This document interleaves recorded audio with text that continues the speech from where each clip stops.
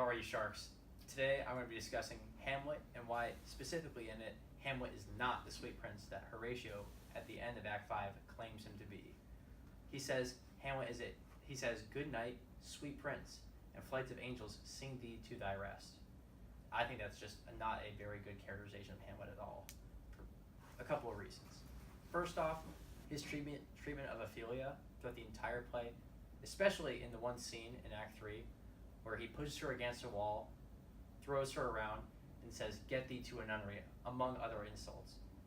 Just speaks to his character as a whole, really, and how he just has no respect for her at all. And that's not really princely behavior, in my opinion.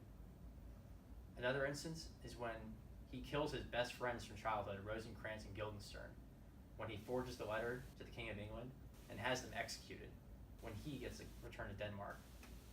Once again, I don't think that's something that Horatio, describing him as a sweet prince, would say. Another point in Act 3 is when he's discussing or yelling at Gertrude, his mother, and he kills Polonius unbeknownst to him, and he shows absolutely no remorse and continues talking to his mother and yelling at her while he's dragging the dead body away. He clearly has no feelings for this whatsoever and is not against murder. And finally, throughout the entire play, Hamlet is acting crazy and moody in the court, just making fun of the king, punning against him whenever he can, and just not being really royal, regal, or a sweet prince in this case. That's why I believe that Horatio's description of him and characterization is completely wrong at the end of the play. Sharks? I'll respond first. Thank you for your insight, but I will say I'm not convinced.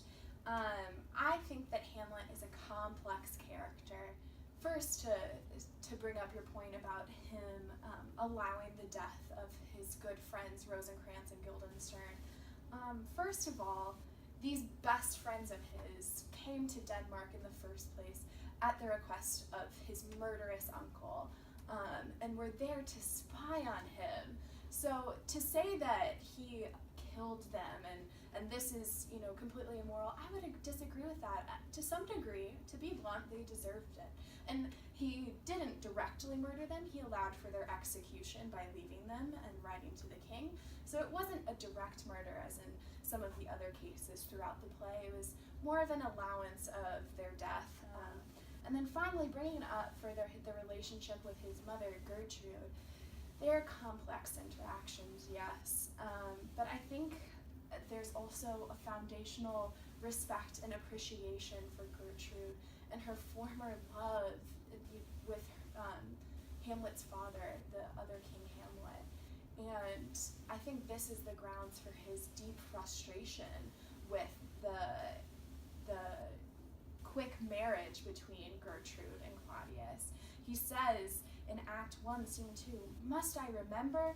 Why, she would hang on him as if increase of appetite had grown by what it fed on." This is Hamlet talking about Gertrude's love for his late father. You can see the complex feelings of grief and grief of a marriage and a love that he had awe of. And this is, I think, ultimately grounds to still agree with Horatio's assessment that he's a sweet prince. I get that, and I agree with that Hamlet is a complex character inside. But outside, I think his actions, they're fairly simple. He has murderous tendencies, and I just can't agree with you on that case. Yeah, I think it's an interesting pitch, but I'm not convinced right now.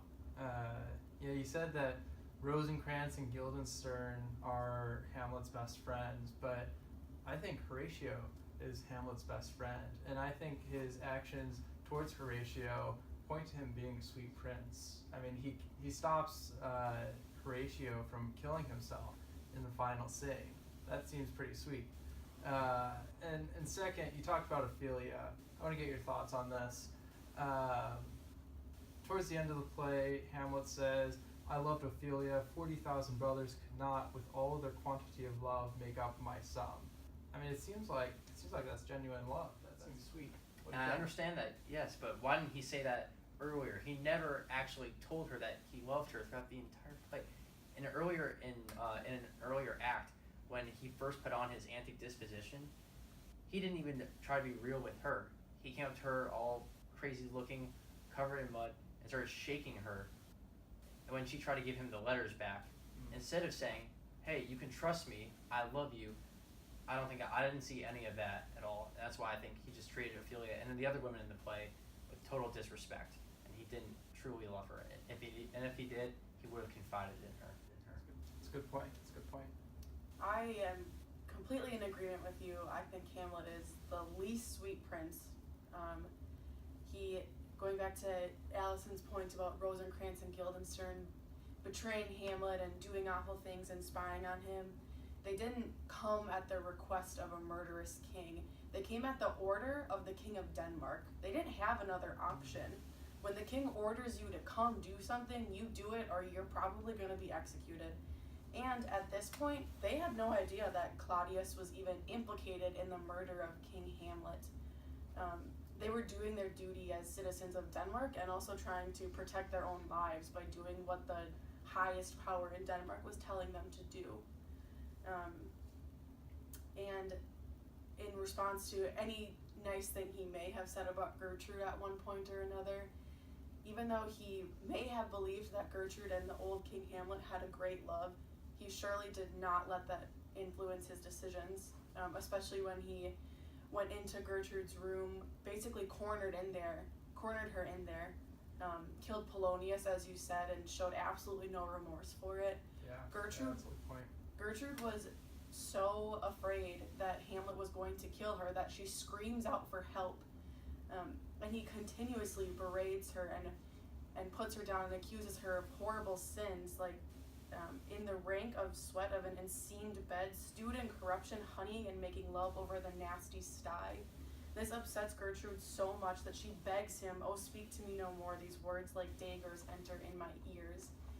Any complicated foundation that he may be basing all of these actions on, he completely puts aside and lets his rage take over, especially in this scene with Gertrude. And I think we see that, as you said, with Ophelia. Can I interject really quickly? Even in the scene that you're talking of, even so, after she says that, Gertrude still calls him my sweet boy, my sweet prince. And I think she still sees through all of this show, through all of this antic disposition, his deep-seated sweetness and kind-heartedness.